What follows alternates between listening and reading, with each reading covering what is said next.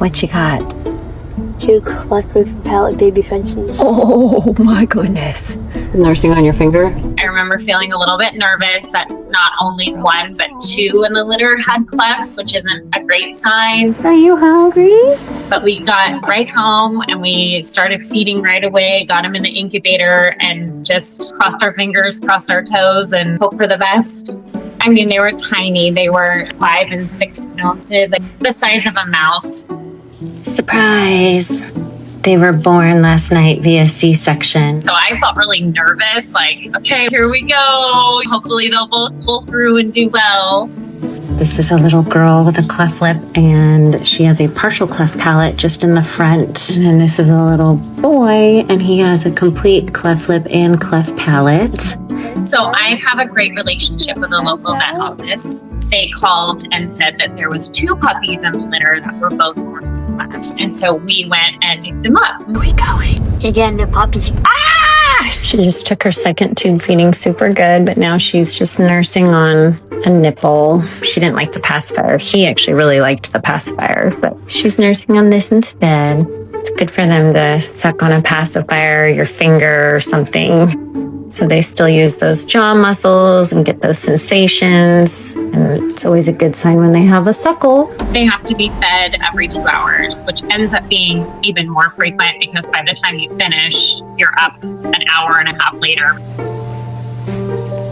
So I got pooped on twice today. So the first few weeks are a lot. Keeping them in a humid and warm environment 24 hours a day is super important.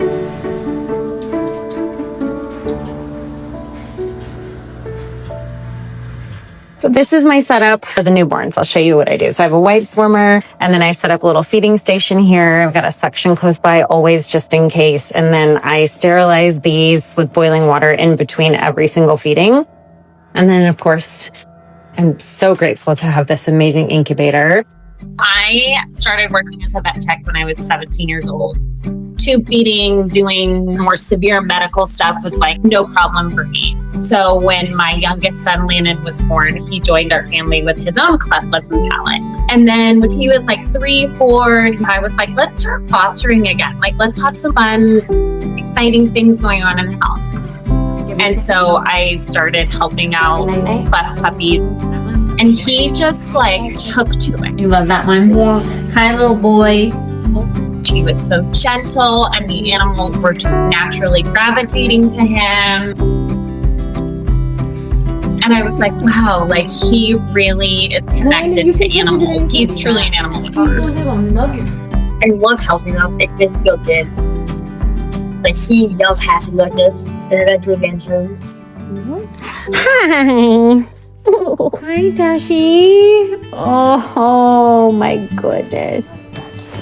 There's kind of this moment when their eyes finally open and their ears start to open and they start to be aware and they're like, Mom's here. Oh gosh, you're so cute. You just kind of feel almost relief. Like, okay, we've made it to this point. Yes, they're strong. They're doing good. They're reaching milestones. Oh. It's a great feeling. So we're gonna feed. And then we're gonna set up a little playpen. I moved them out at week 3 into like a larger playpen. Okay, we moved. We moved. Anytime you see positive growth, it's a wonderful feeling and you're always looking for the positives. 2.2. Like, okay, we're growing, or yay, we have solid poop. You're excited about these silly milestones, but it all means that you're heading in the right direction. He won't let go of my finger. Dash. Dash. As they get a little bit bigger and they start to get their teeth, then we lean into weaning them. That's kind of like the sweet spot. Dashi. There we go. Teach them how to use a water bottle. Good boy, Dash. And then once you get to that point, you're like, yay, like you kind of feel like you've crossed this huge hurdle on their life journey. It was so exciting. It was also so like shocking how she was like exceeding him. She just really grew way faster. She came out of her shell quicker, and he was kind of like little baby Dash. He just stayed smaller and more reserved. They're doing great. Dashies. They just got an apartment upgrade. Apartment upgrade. So we gave them this like super upgraded apartment. So that we have play space and potty space. We'll see if we start getting the hang of it. They can still just kind of be a part of the mix. And we have them right in our kitchen. So they're always out running around in the kitchen and running up and down the hall and just being like so fun. Good boy. Come on. Violet. Hey, don't chew on that. Don't chew on that. We're steaming the floors. We're steaming the floors. Okay, into your house. Your door is open. Good boy. Apartment number 2. It can be a little nerve-wracking because they're so tiny. But they're so funky now. They just want to run and be everywhere we are. Dash has become what I call an ankle biter. Hey, Dash. He's come into his own, so he finally got there. Mommy wants you to take a nap. You've been running around, you got a bath, and you ate, and you guys are still being wild. It's expanded the apartment by 1 panel on each side, so now we're moving. We're gonna put a longer mat. I know you want to come back out and play. Dash specifically getting a lot of messages from strangers and we want him because he's so cute in this color, and I'm like, I'm more protective of him. I just don't want people wanting them for the wrong reasons. In the Frenchie space, we're seeing, unfortunately, a lot of people breeding for these rare colors and these rare things. Yes, higher softness in young a couple weeks old. Yep. Instead of for health and benefit of the breed, we're breeding just for profit, and that starts to create more problems. Girl, yeah. We're definitely seeing an increase in clefts being born in multiple of these litters. Want to kiss her goodnight? You name it, we're starting to see a lot of problems. She's so scared.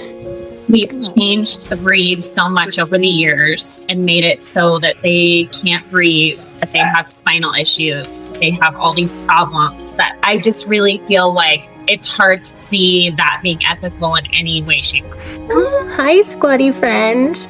As a society, we need to take a really hard look at what we're doing. But in a perfect world, we would have better laws in place and better breeding practices. You really do know. If a cleft comes across our lives, they didn't ask to be born. I'd love to give them a chance. But I also don't want to be in a situation where we're perpetuating a vicious cycle of bad breeding. Get the incubator back out in the end. I don't know how we stop this. Hopefully they live normal, long, healthy lives and they can live with their families forever and just have cleft and be great. But you just never know now, and you never know with any Frenchie. Do they fit? Oh my god, they're actually a little small. Come here, sweet, hang on. They still have to go in for their first regular health appointment and start their vaccine journey.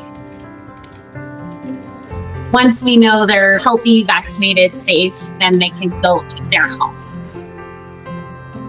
To finally have this double puppy experience has been just so much fun. At nighttime, just seeing them snuggling together, knowing that they've always had an emotional support friend. And it was twice as hard and twice as stressful and so much more time and energy and effort. But at the same time, it was so worth it because they got to be together.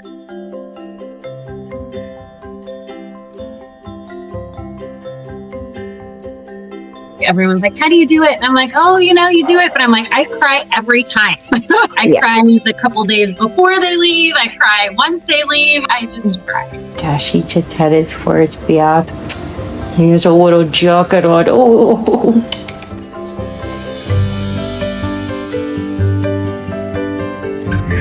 Who's a girl? Who's a little girl?